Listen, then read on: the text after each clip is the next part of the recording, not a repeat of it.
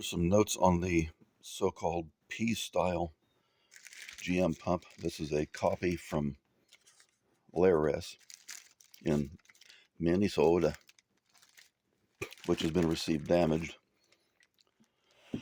Made in China, contrary to their website that says all their stuff's made in the U.S. And a couple of real important notes about this. Firstly, don't let it run out of fluid. The squalling sound is the rotor, the centrifugal vanes scrubbing against the inside of the pump, the outer pump ring. That's real bad. There are two types of shaft. There's a push-on, and this one is a keyed shaft. That shaft OD is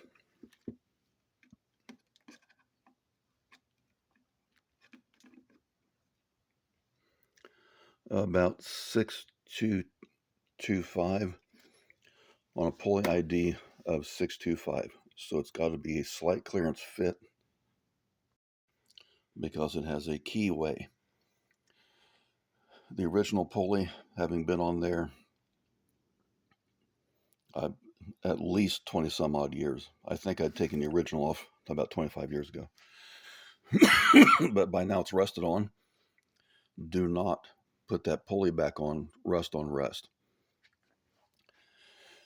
If it's rusted on as is or put back on with interference, that's going to prevent the key from working correctly. The purpose of the key is a shear key to prevent excessive torque from damaging the belt or the sheave. So that key is a safety, and it won't work with rust. So the shaft and the pulley bore have to be de-rusted with muriatic acid and dressed out with fine grit sandpaper if necessary. The correct fit for this keyway pulley is it just slides straight on the shaft, no pressing. Do not press it back on. The nut measures, excuse me, at a half 16. I don't think this is the correct nut. This nut, I think, is a little bit taller than the original. The original is a low profile, all metal deformed lock nut, and this is a nylon lock nut called a nylock nut.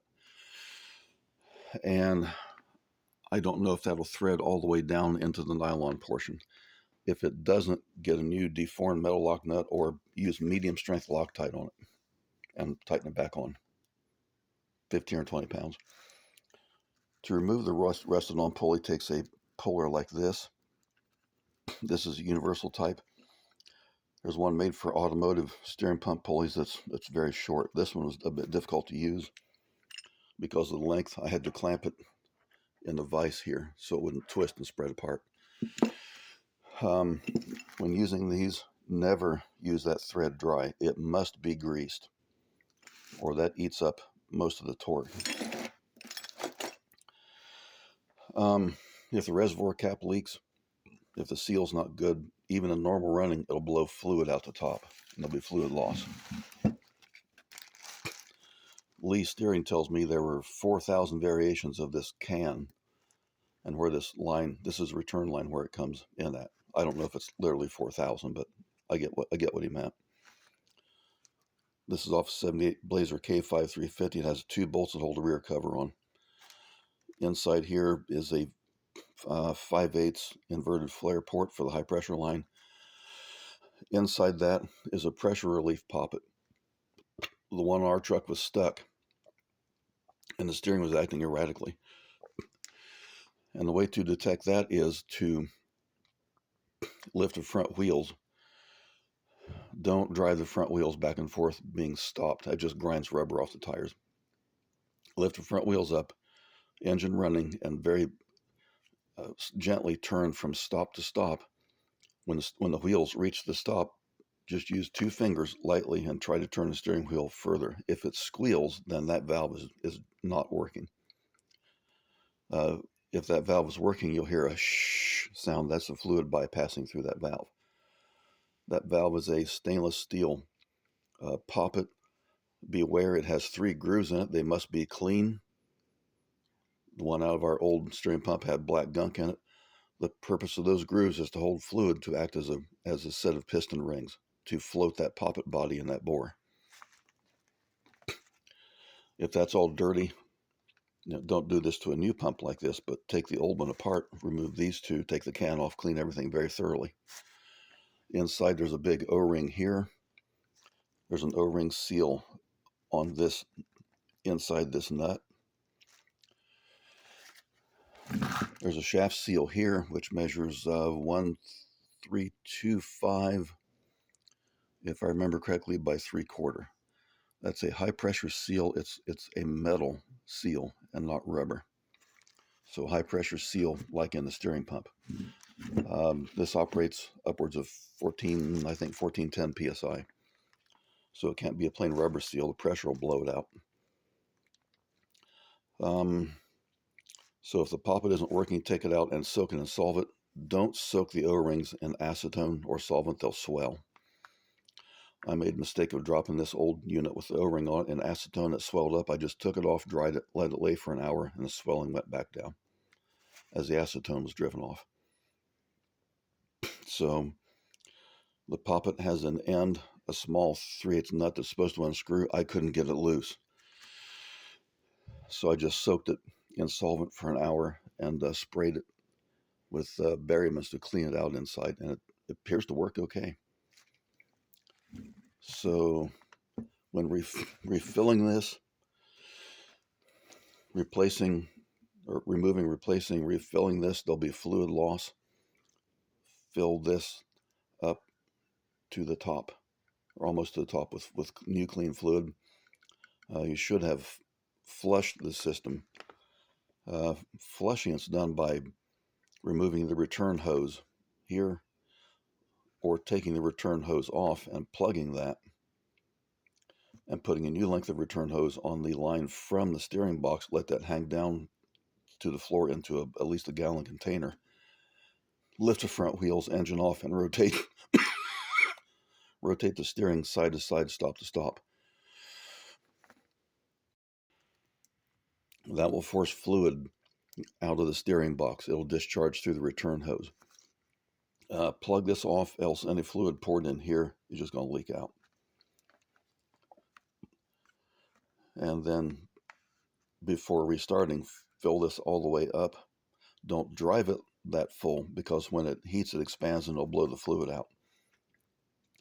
But overfill it on purpose, because it's easy to suction the excess out, and that'll make up for the air that's displaced when the system runs and the level drops, so it doesn't run out of fluid. When it runs out of fluid, it aerates very badly.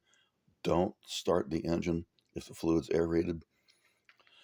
If the fluid in a reservoir is aerated, get something, a suction bulb or a large syringe and piece of tubing, and suction all that old fluid out that's aerated and pour new fluid in. But don't let it suck aerated fluid through the pump, because that tends to cause damage to the pump veins. That will also draw aerated fluid in the steering box. Then there'll be air in the steering box. So if a steering box is returning aerated fluid, the pressure is going to coagulate the bubbles, but the fluid will again be aerated. If it is suctioned out again, replace it with clear fluid, clean fluid. Old units use this stop leak stuff, makes a big difference. And I had to use an impact gun to get the original, not this new unit, but the rusted on nut off of the original steering box. It's about the same with alternator pulley nuts and such. They're going to be rusted on over the years. Other trick is for long-term survival. And firstly, keep the pump in that orientation on a workbench. This thing is surprisingly easy to allow to roll off a workbench. And this way, correction, try to keep it that way so it can't roll forward. This way it can tip and roll. But this can is two pieces. This is a deep drawn can with a flange here, and this is a cover. And the cover has a C that wraps around and crimps down. And this construction here is identical to the original. But here there's a lip seam there, and this is a crevice that catches water and rust down inside there, and it can actually rust through the can. So the trick there is to clean this very carefully with solvent and get some silicone caulking like used on windows, and seal that all the way around with caulking. And if looks ugly. Well, it's on the back side. You may not see it much, or dab a little black paint on it. So that prevents long-term damage to that seam right there. So 3/8 fuel line, special high pressure hose there. Before reinstalling on the Blazer, at least, thread this hose in, but don't tighten it. And set this unit in place on the bracket, on at least on the pinch bolt on the far driver's side, and get the correct orientation for this high pressure line. It's down inside between the frame, inside the frame rail C. Get the correct location, and then pull this away and tighten it with a crowfoot wrench. Don't use a regular C-shaped wrench. That's a pressure fitting. So there's all the tricks and tips to the P pump.